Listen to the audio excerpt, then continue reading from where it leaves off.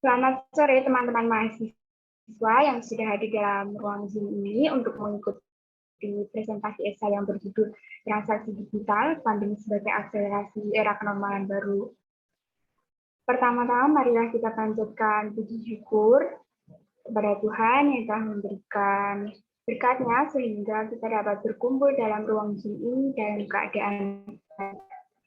Perkenalkan, nama saya Karista. Di sini saya bertugas sebagai moderator dalam presentasi materi yang bertema transformasi digital pandemi sebagai akselerasi era kenormalan baru. Dan di sini saya juga ditemani oleh rekan saya, yaitu Renaud sebagai presenter, Angelina sebagai notulis, dan Isna sebagai teknisi. Adapun susunan acara pada sore hari ini sebagai berikut. Yang pertama adalah pembukaan, kemudian dilanjutkan penyajian materi dan sesi tanya-jawab, kemudian yang terakhir ada penutup. Teman-teman yang mengikuti presentasi virtual ini tidak diperkenankan menghidupkan mikrofon jika tidak ada kepentingan, dan teman-teman diminta untuk selalu membuka kamera atau on-cam selama presentasi berlangsung. Baik teman-teman, langsung saja kita mulai sesi yang pertama, yaitu pembukaan. Dalam presentasi materi kali ini, transaksi digital sudah menjadi kebiasaan baru pada era kenormalan baru atau new normal kali ini. Nah, sebenarnya apa sih transaksi digital dan era kenormalan baru itu? Apa saja manfaatnya? Dan selanjutnya, penyampaian materi yang akan dibawakan oleh presenter kita yang sangat luar biasa ini. Ya, beliau lahir di Maridan 29 April pada 2001 dan sedang menempuh pendidikan di Universitas Sanata Dharma, Prodi Pendidikan Ekonomi. Untuk Renal Antoni, saya persilahkan. Oke, terima kasih Karista sudah mempersilahkan. Oke, jadi teman-teman, tadi saya sudah diperkenalkan, terima kasih. Dan sekarang kita akan masuk ke dalam materi. Mungkin saya minta tolong untuk Isna menampilkan PPT-nya.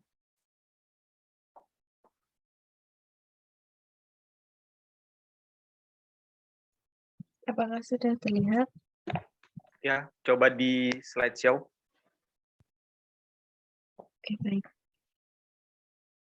Oke, jadi seperti yang sudah disebutkan juga, judul presentasi kali ini itu Transaksi Digital, Pandemi sebagai Akselerasi Era Kenormalan Baru dari kelompok 6. Oke, di sini mungkin kita akan berbicara seputar ya tentang transaksi di era digital, yang artinya mungkin kalau teman-teman sendiri sih sudah sering ya, seperti kayak beli makanan atau pesan barang di e-commerce, itu udah jadi kebiasaan baru bagi kita saat ini. Mungkin kita bisa lanjut ke slide selanjutnya.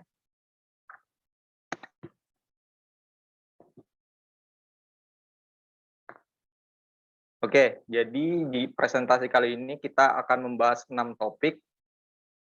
Yang pertama ada transaksi digital, mungkin pengantar sedikit mengenai transaksi digital itu apa.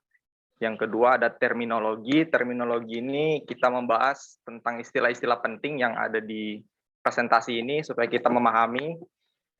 Selanjutnya ada ilustrasi transaksi digital, itu seperti bagaimana sih cara kita bertransaksi secara digital. Yang keempat ada hubungan sebab akibat.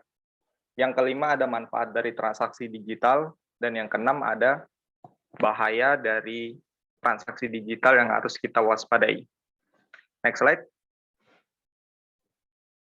Oke, yang pertama ada transaksi digital. Di sini saya akan memberikan pengantar sedikit mengenai apa sih transaksi digital itu. Di esai saya mendapatkan salah satu berita dari CNBC yang mengatakan terhitung pada tanggal 20 Januari, prediksi pertumbuhan transaksi digital sudah melampaui 10.000 triliun rupiah dalam 1 triwulan. Nah, jadi di sini kita bisa lihat kalau penggunaan transaksi secara digital itu udah masif sekali di era pandemi. Karena kita kan dibatasin dari ruang gerak kita, aktivitas kita, supaya kita bisa di rumah aja, nggak bertatap muka dengan orang lain untuk mengurangi wabah penyebaran virus selama hampir dua tahun lebih ke belakang kalau nggak salah ya. Oke, jadi dari fenomena ini kita bisa mengambil kesimpulan atau kita bisa melogikakan kalau penggunaan transaksi digital ini mengisyaratkan perubahan perilaku manusia dalam kehidupan aktivitas sehari-hari.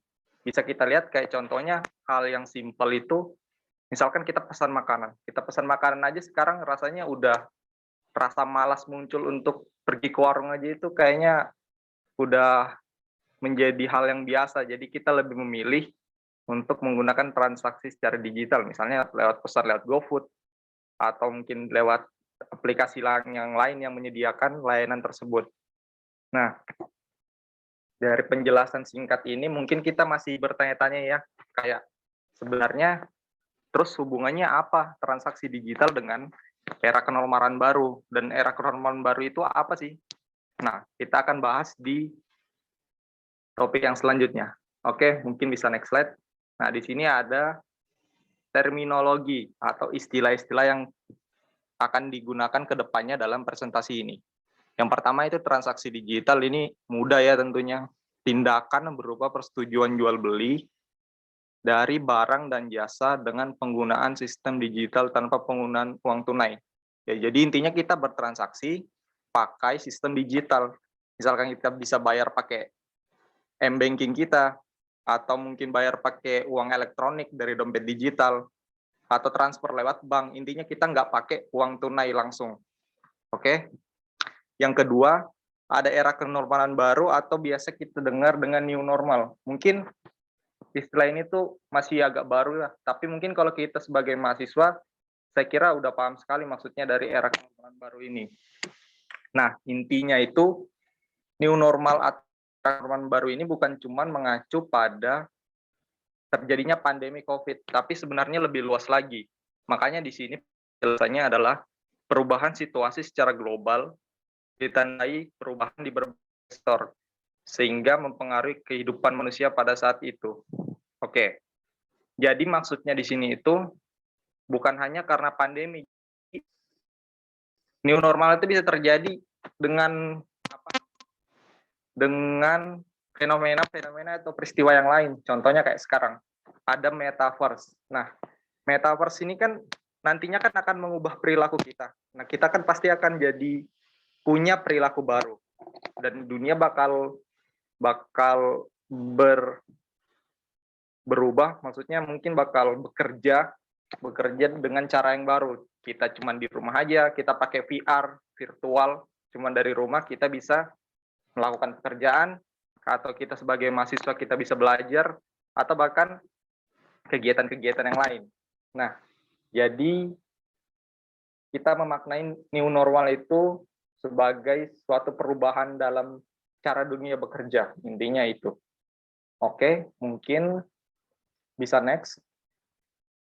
Nah, kalau untuk ilustrasi, saya kira untuk generasi kita sekarang udah tanpa penjelasan sudah pasti paham lah.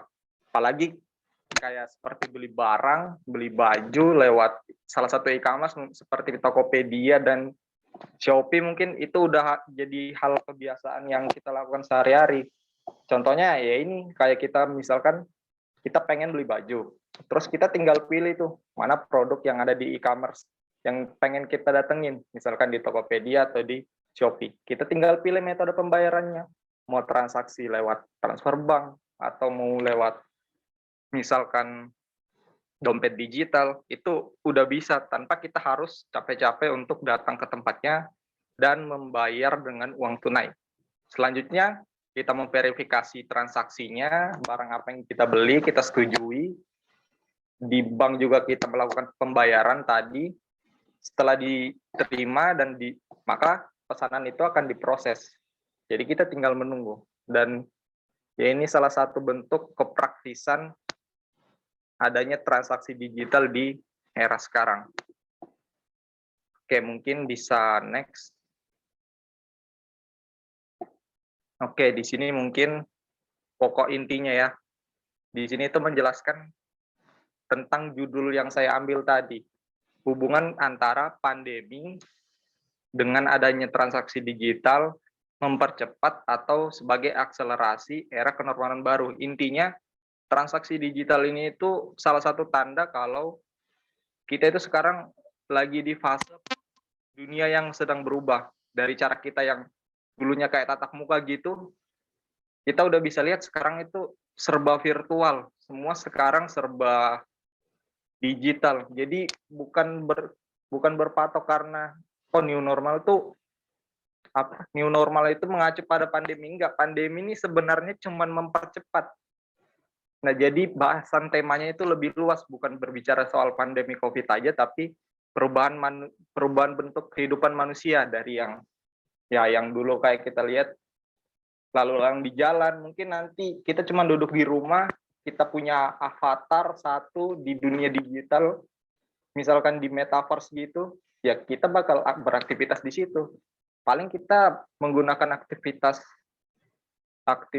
yang fisik itu ya paling cuma makan, minum, atau enggak untuk ke tempat tidur. Atau mungkin kita bisa tidur di tempat di mana kita bekerja, karena ya nggak tahu ya ke depannya ini gimana. Saya juga masih baru memikirkan sampai ke situ.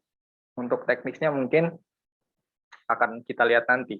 Nah, di sini kita lihat juga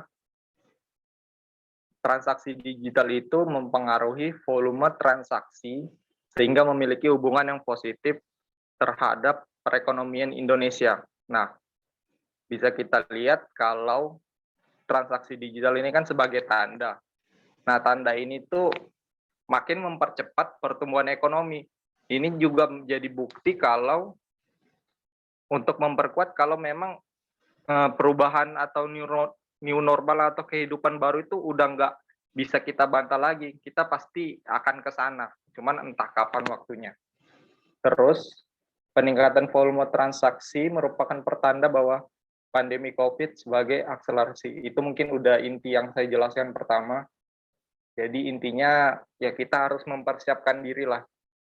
Kita udah nggak bisa, gimana ya, udah nggak bisa, kalau saya bilang udah nggak bisa santai-santai ya. Maksudnya nggak tahu 5-10 tahun ke depan persaingan itu gimana, pekerjaan di dunia itu gimana, kita mungkin bakal punya pesaing kayak yang orang-orang yang dari luar, yang menjadi pesaing kita untuk dapat pekerjaan. Karena kalau nggak salah 2000 berapa ya, jadi di Asia itu udah nggak menetapkan visa kepada pekerja luar negeri. Artinya kayak ya mereka bisa bebas datang dan masuk tanpa memikirkan pemotongan atau biaya yang harus mereka bayar untuk tinggal di negara orang. Jadi adanya kejadian itu, keputusan itu kalau nggak salah kerjasama ekonomi Asia. Itu yang saya tahu. Mungkin fakta baru untuk kita ketahui. Oke. Mungkin bisa next. Nah, yang kelima juga mungkin kita bahas secara singkat aja, karena manfaat transaksi digital udah kita rasain sampai saat ini, seperti kayak kita mudah aksesnya, kita nggak perlu keluar, kita bisa lewat dari gadget, entah dari HP, dari laptop, ataupun dari apapun yang bisa gimana kita pengen bertransaksi. Terus yang kedua juga ada ragam metode yang kayak tadi saya sebutkan juga di ilustrasi. Tadi itu ada transaksinya, kita bisa bayar pakai transfer bank, bahkan ada sekarang kayak pay later atau bayar nanti, itu juga bisa kita manfaatkan. Bisa juga pakai kartu debit atau kredit yang sudah terhubung dengan si marketplace atau e-commerce tadi. Dan yang tentunya juga pasti udah hemat waktu, karena kita nggak perlu menghabiskan banyak waktu. Bisa kita bertransaksi malam hari, pagi hari, sore hari, hari libur.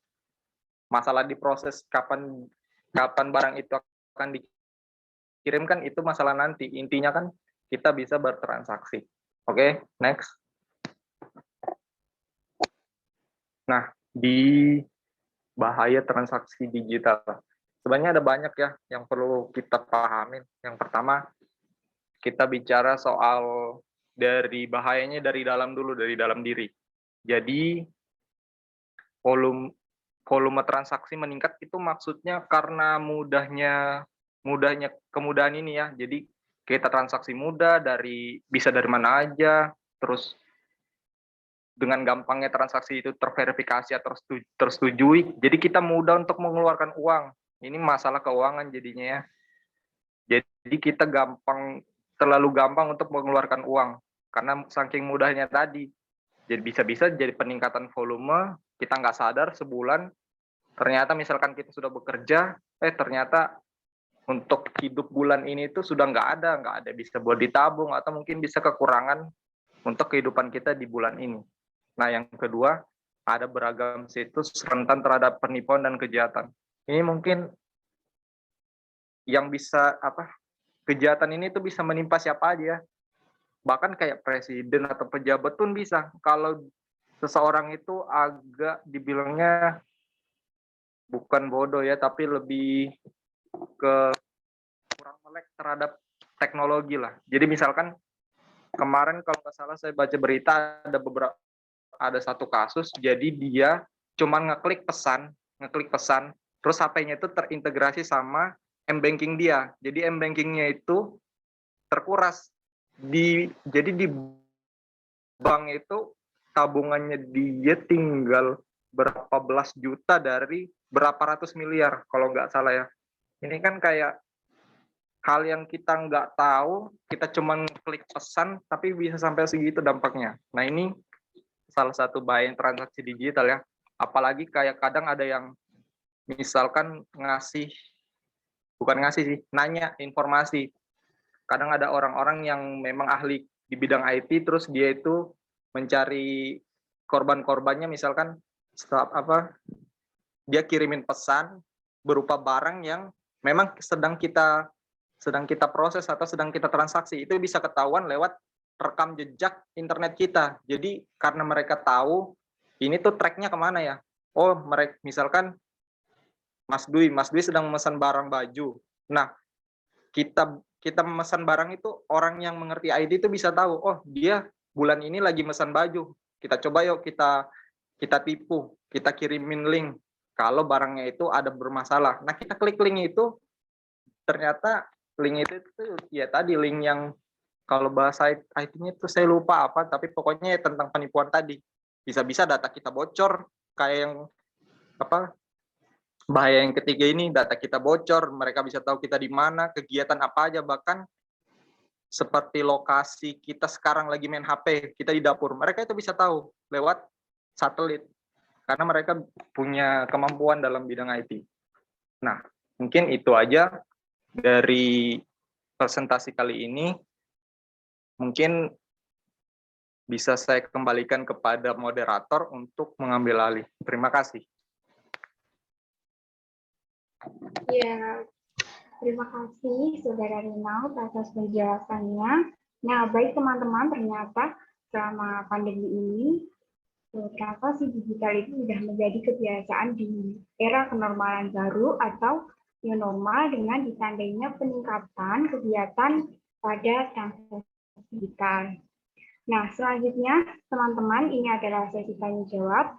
Bagi teman-teman yang ingin mengajukan pertanyaan, bisa menyampaikan secara langsung dengan raise hand terlebih dahulu, atau bagi teman-teman yang berkendala bisa menuliskan pertanyaan pada kolom chat Zoom. Jadi teman-teman, saya persilakan untuk bertanya.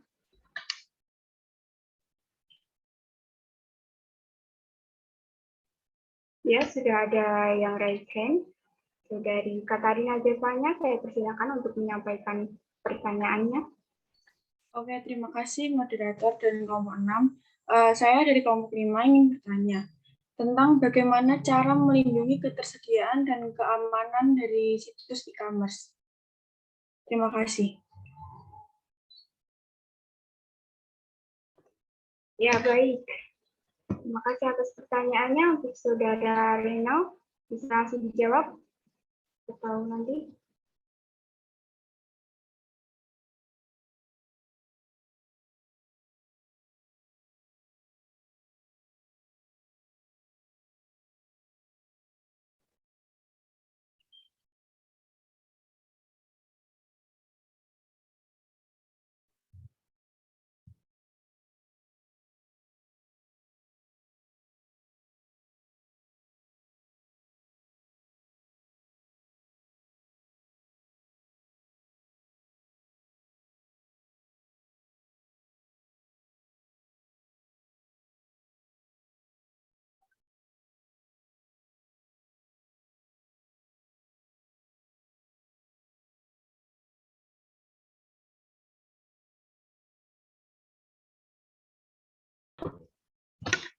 Mohon maaf sebelumnya, Saudara Reno, suara Anda tidak muncul dalam Zoom.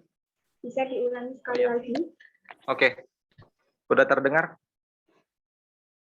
Oke, mungkin untuk melindungi sekarang itu ada namanya VPN ya. Nah, jadi VPN ini mereka itu sebuah company juga, mereka itu bekerja untuk mengamankan identitas. Jadi seperti lalu lintas kita dalam bukan hanya bertransaksi sih, mungkin berselancar di internet itu bisa terlindungi karena adanya VPN. Tapi itu kita harus mengeluarkan biaya untuk berlangganan karena ibaratnya kan mereka itu kalau di dunia nyata seperti pengawal pribadi. Jadi mereka yang bertugas untuk mengamankan data kita, untuk bukan menghilangkannya tapi menyembunyikan supaya dari misalkan ada orang-orang di luar sana yang punya niat baik atau niat buruk maksud saya untuk mengambil data kita itu bisa bukan terlaksana, mungkin kayak nggak jadilah, mereka bisa batasi seperti itu karena mereka bertugas sebagai keamanan. Tapi kalau kita nggak punya uang atau biaya untuk misalkan untuk menyewa istilahnya untuk berlangganan, hal yang paling basic yang bisa kita lakukan adalah ya menggunakan sosial media dengan bijak karena sosial media itu sebenarnya sama kayak di dunia nyata. Jadi semua orang itu bisa ngelihat kalau dia paham. Contoh kayak yang tadi aku bilang, kalau orang dengan kemampuan IT, misalkan kita lagi Zoom begini aja, terus mereka pengen tahu, mereka mungkin punya informasi sedikit, oh Reynal itu dari universitas ini, dia sekolah di sini, dia sedang melakukan kegiatan ini. Mereka bisa nge-track. Dan seterbuka itu sebenarnya internet. Jadi kalau kita nggak punya uang untuk untuk misalkan menggunakan VPN atau sesuatu yang lain sebagainya, ya kita harus bijak saja dalam bertransaksi. Mungkin itu. Terima kasih.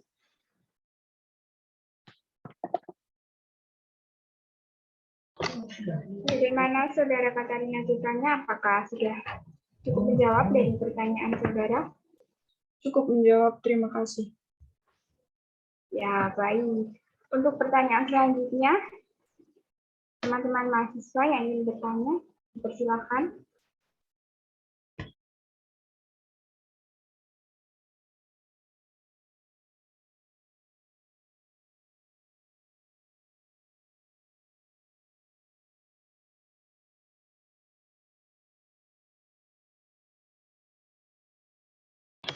Ya, sudah ada satu pertanyaan yang masuk pada kolom chat Zoom dari Dwi Restu Setiawan. Selamat siang teman-teman, saya Dwi Restu Setiawan. Terima kasih atas pemaparan materi yang menarik. Yang saya ingin bertanya, apakah menurut kalian era digital ini sangat efektif dalam generasi saat ini dan dampak negatifnya penggunaan teknologi digital?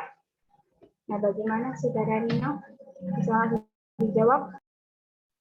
Oke, mungkin bisa saya langsung jawab. Terima kasih atas pertanyaannya, Dwi Restu. Jadi, apakah era digital ini efektif? Sebenarnya kita nggak bisa nentuin ya kita hidup di era mana, dan kita nggak bisa tahu era seperti apa di masa depan. Tapi kalau pertanyaannya apakah era ini efektif, itu sebenarnya tergantung kita sebagai generasi muda, gimana cara kita nyikapinnya. Kalau kita bisa memanfaatkan dengan sangat baik, tentu saja ini efektif. Contoh seperti pendidikan yang terbuka, kita bisa mengakses sumber dari mana aja. Bahkan seperti contohnya kayak jurnal. Orang-orang misalkan aku pengen kuliah di Harvard atau kuliah di Oxford. Itu kita bisa ngelihat gimana sih hasil pekerjaan mereka, jurnal-jurnal mereka, kita bisa ngelihat di sana.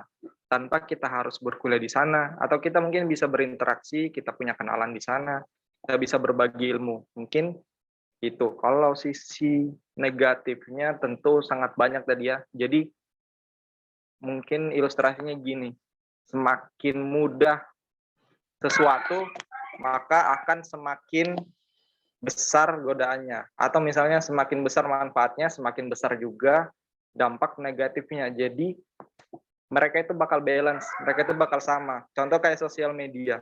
Sosial media semakin terbuka itu, orang bisa berpendapat dengan mudahnya tanpa memikirkan fakta. Kalau dulu kan yang boleh melakukan itu kan hanya jurnalis atau mungkin wartawan. Tapi sekarang kita bisa jadi pembawa berita, kita bisa ngomong sebebasnya.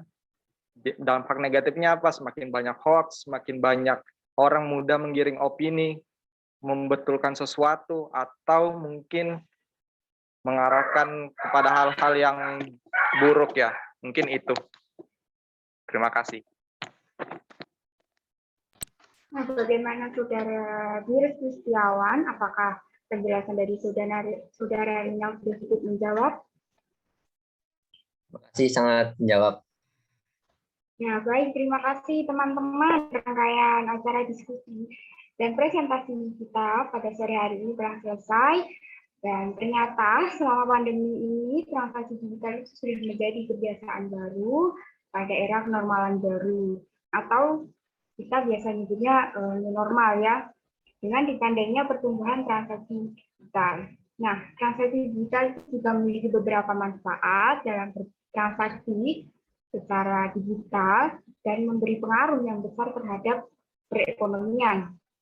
Namun, dari banyaknya manfaat dari transaksi digital yang sudah dijelaskan Saudara Rinal, ternyata terdapat beberapa bahaya yang perlu kita waspadai.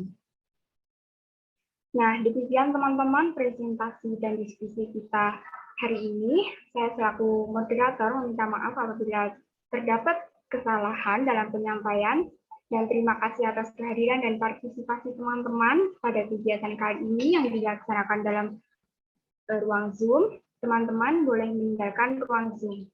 Selamat sore dan terima kasih.